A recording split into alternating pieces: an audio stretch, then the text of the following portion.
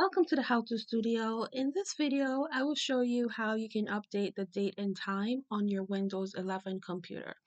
So the first thing that you want to do is that you want to search for date and time, and then just click on date and time settings. And then here, my date and time is automatically set, but if you wanted to change it and manually set it, you just turn that off.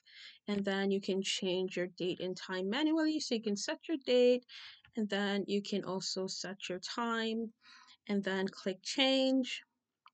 And now you can see your new date and time has been set. So that's how you change your date and time in Windows 10.